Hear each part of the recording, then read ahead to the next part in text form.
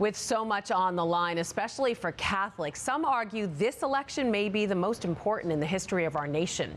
Joining us now is St. John's University political analyst and government affairs professor Brian Brown. Hi, Brian. Good to see you. Nice to see you as well. So I want to start with Proposition 1. As we just heard from Bishop Brennan, he's been urging everyone to vote no.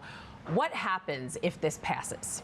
So if it passes, it's likely going to end up in court because it's been such a divisive process. It went through an arduous process to get to the ballot, pass the state legislature twice, and now it goes before the voters, every voter in New York State.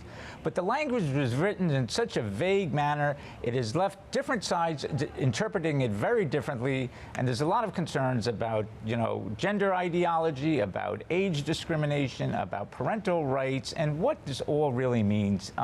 And what the ironic thing is, it started out as an effort to codify abortion, and abortion is not even mentioned in the proposition language. So a lot more to come, but it's a divisive issue that voters need to be aware of.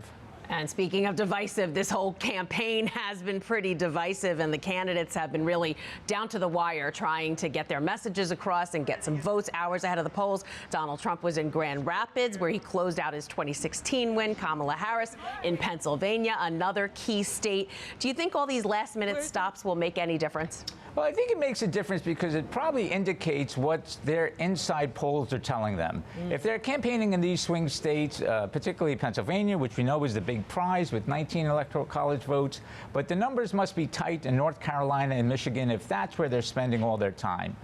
So we know it's going to be a tight race, at least that's what the polls are telling us. We know it's been a chaotic experience. I mean, just think how he started. A sitting incumbent president ousted by his party, a condensed campaign, an assassination attempt, and all that just in the last 3 months. Yeah, pretty crazy. And we saw record numbers of early voters. People got out there. In New York City, more than 1 million cast their ballots before Election Day. How unprecedented is that, the sheer volume of voters hitting the polls, and how do you think it'll affect the outcome, if at all? Well, early voting is now becoming the new normal, and what we've seen is just these record-breaking turnouts. Anything that makes voting more accessible to the people is a good thing.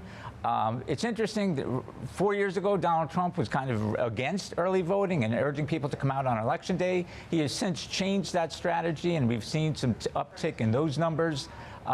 But early voting it's the new normal. It's a way for people to get out there and vote. And I do think that as people have more time to process the information, they're going to take advantage of it. And it's a good thing. At St. John's, we happen to be an early voting site for New York City. We saw a lot of turnout there on campus.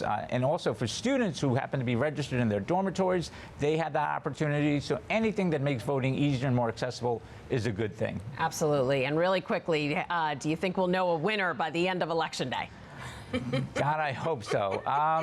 Pennsylvania and Wisconsin have said they've gotten better at counting the votes than they did 4 years ago. They've actually started the paper ballots this morning. So hopefully we'll have a winner on election night. Not certain, but the sooner the better for everybody involved. Absolutely. Fingers crossed. Brian Brown, political analyst from St. John's University. Thanks for being here. Always good to see you.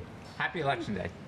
Hi, I'm Christine Persichetti, anchor of Currents News. If you like what you saw, please hit the like button on this video. And if you want to see more content just like it, subscribe and click on the bell for notifications. Thanks for watching, because we are putting your faith in the news.